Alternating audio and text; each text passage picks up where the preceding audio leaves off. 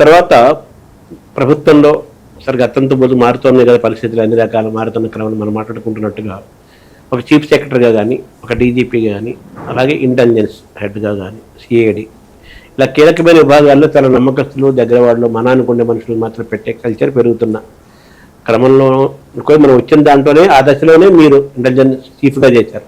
కన్ను ముక్కు చెవి అంటారు కదా, ఇంటెలిజెన్స్ అంటారు కదా. అది ఆ విశ్వాసము మీరు ఎలా పొందగలిగారు చంద్రబాబు దగ్గర ఆయన ముఖ్యమంత్రిగా ఉన్నప్పుడు? ఇప్పుడు ఎందుకు అది సన్నగిలిందని అలా దాన్ని ఎలా చూడాలి? అసలు దానికి దీనికి రోల్స్లో సంబంధం లేదు కదండి. అది ఉద్యోగపరంగా నాకు ఇచ్చినటువంటి ఒక బాధ్యత. ఆ బాధ్యతను నేను సమర్థవంతంగా, బాధ్యతాయుతంగా, నమ్మకంగా నెరవేర్చాను లేదా అన్నదే ముఖ్యం. అంతే తప్ప అప్పుడు అక్కడ పనిచేశాం కాబట్టి ఇప్పుడు రాజకీయాల్లోకి ఎలా వస్తారు అనేది అసలు ప్రశ్నే కాదు. మీకు పరిపాలనలో రాజ్యాన్ని పరిపాలించేటప్పుడు డెమోక్రసీ కానివ్వండి, రాచరికం కానివ్వండి, ముఖ్యమైనటువంటి స్థానాల్లో నమ్మకస్తులను ఉంచుకోవడం అనేది అది న్యాచురల్. అంతే తప్ప ఎవరిని పడితే వాళ్ళని ఎక్కడ పడితే అక్కడ పెట్టుకోలేము. ఒక పేపర్కి ఎడిటర్ని పెట్టుకోవాలంటేనే 100 చూస్తారు, ఒక స్ట్రింగర్ని పెట్టుకోవాలంటేనే మీరు 100 చూస్తారు. అట్లాంటిది పరిపాలనలో చీఫ్ సెక్రటరీగా ఎవరిని పెట్టుకోవాలో, డీజీపీ, ఇంటెలిజెన్స్ చీఫ్గా ఎవరిని పెట్టుకోవాలో నమ్మకస్తులను చూసుకుంటారు కదా. మీకు భారతదేశానికి స్వాతంత్రం డిక్లేర్ చేయడానికి మౌంట్ బ్యాటన్ని పంపించారు. మౌంట్ బ్యాటన్ ఎవరు?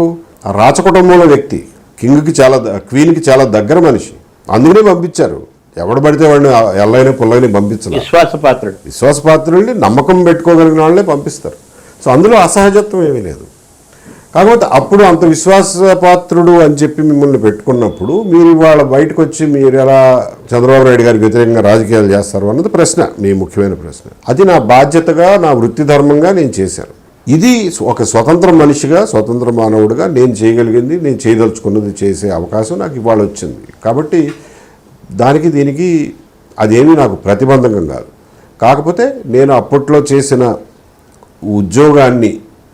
ఉద్యోగంలో ఉన్నటువంటి సమాచారాన్ని ఇవాళ నేను దాన్ని నా రాజకీయాలకు వాడుకుంటే అది అనైతికం అవుతుంది. అది నేను ఎప్పుడూ చేయలేదు, ఎప్పటికీ చేయను కూడా. 2019 ఎన్నికల్లో మీరు ఇంటెలిజెన్స్ సమాచారం, వాళ్ళకి రకరకాల సోర్సెస్ ఉంటాయి, బట్ ఇంటెలిజెన్స్ కూడా అధికారంలో ఉన్న ప్రభుత్వం పార్టీ వాళ్ళు ఇంటెలిజెన్స్ సమాచారం కూడా తీసుకుంటారు కదా.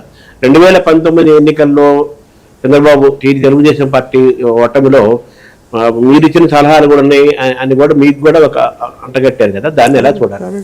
అసలు మేము ఎన్నికల గురించి ఏ సర్వేలు చేపట్ల.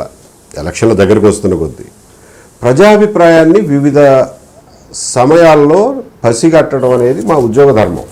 ఒకసారి అయితే నాకు ఇంకా గుర్తుంది, 2017లోనో 18లోనో రాష్ట్ర బడ్జెట్ స్పీచ్ జరుగుతుంది అసెంబ్లీలో. ఆ రోజున కావాలని చెప్పి ఒక ఎక్స్పెరిమెంట్ చేసాం. అమెరికాలో state of the union address అని ఇస్తాడు ప్రెసిడెంట్. ఇచ్చినప్పుడు కొన్ని వందల మంది ఒకేసారి ఎట్ ర్యాండమ్ ఫోన్లు చేసి అక్కడ ప్రెసిడెంట్ ఒక స్పీచ్ ఇచ్చాడు అంటే అందరూ కూర్చుని వింటారు. అది వాళ్ళ సంప్రదాయం.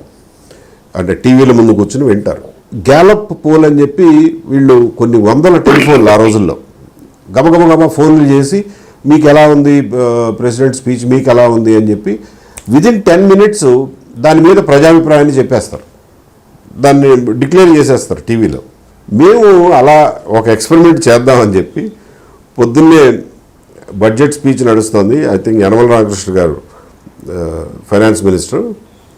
బడ్జెట్ స్పీచ్ నడుస్తుండగానే మేము మా ఫీల్డ్ స్టాఫ్ని పంపించి ఎట్ ర్యాండమ్ ప్రజలను అడగండి, బడ్జెట్ స్పీచ్ గురించి వాళ్ళ అభిప్రాయం ఏంటి, బడ్జెట్ గురించి వాళ్ళ అభిప్రాయం ఏంటి అని చెప్పి అడగండి అని చెప్పి అక్రాస్ ద డే పొద్దున 10 మొదలైతే సాయంత్రం 5 గంటల వరకు గంటకి అభిప్రాయ సేకరణలు చేస్తూ అసలు ఇది ఏమన్నా మారుతుందా, ఎలా జరుగుతుంది అని చెప్పి తీయడానికి ప్రయత్నం చేసాం. ఒక రకంగా చెప్పాలంటే అది ఒక ఎక్స్పెరిమెంట్. మన దగ్గర ఎవరూ చేయరు. అది కొత్తగా ఎక్స్పెరిమెంట్ చేద్దాంలే అని చెప్పి మా దగ్గర టెక్నాలజీ ఉండేది. మీరు క్వశ్చన్ వేస్తే వాళ్ళు అక్కడ ట్యాబ్లో ఆన్సర్ చేస్తే ఇక్కడ అగ్రిగేట్ చేయొచ్చు డేటాని. రిపోర్ట్లు కూడా ఆటో జనరేట్ అయిపోతాయి.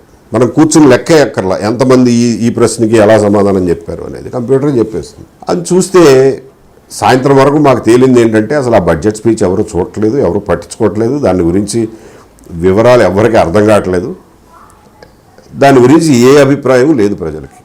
అంటే మీరు ఎంచుకున్న సబ్జెక్టే అకాడమిక్ అయిపోయింది, అది సామాన్యులు ఎవరు ఆ బడ్జెట్ తీసుకోరు. అది కూడా సమాచారమేగా.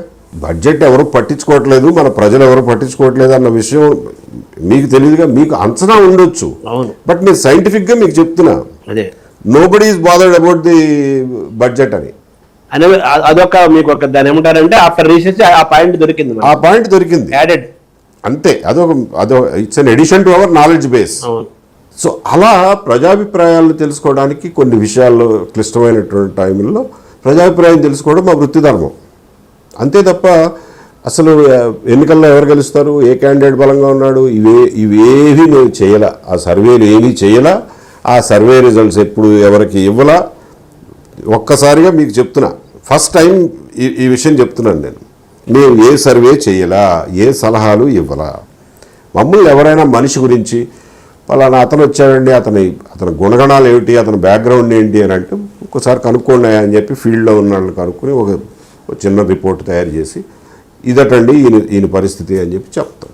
అంతవరకే తప్ప అది మా చేతనైన మేరకి, మా ఫీల్డ్ స్టాఫ్ కెపాసిటీ మేరకి. అక్కడ ఒక హెడ్ కానిస్టేబుల్ ఉంటాడు, ఆయనకి ఎంత కెపాసిటీ ఉంటుంది మనిషిని అసెస్ చేయడానికి, దాని మీద ఒక ఎస్ఐఓ, ఇన్స్పెక్టర్, డిఎస్పీఓ దాన్ని వెరిఫై చేస్తాడు అనుకోండి. బట్ ఉండే సమయం టైం తక్కువ ఉంటుంది, వెరిఫై చేయడానికి కొన్నిసార్లు టైం ఉంటుంది, ఉండదు. అటువంటి చిన్న చిన్న విషయాలే తప్ప, అదీగాక మేమిచ్చిన రిపోర్ట్ మీద ఆధారపడి ఎవ్వరూ రాజకీయ నిర్ణయాలు తీసుకోరు. మేమిచ్చిన రిపోర్ట్ మీద ఆధారపడి రాజకీయ నిర్ణయాలు తీసుకునే కాడికి వాళ్ళెందుకు, మేమే చేస్తాంగా ఆ ఉద్యోగాలు. కాబట్టి 10 వైపుల నుంచి తీసుకునే సమాచారంలో ఇదొక భాగం అయి ఉండొచ్చు. కాబట్టి ఆ ఆలోచన ఎవరైతే అంటారో, ఇట్లా అంటారో, వాళ్ళు తెలియనితనం పాపం. వాళ్ళని చూసి నేనేం అనుకోను, అట్లా వాళ్ళ అమాయకత్వంలే అనుకుంటాను.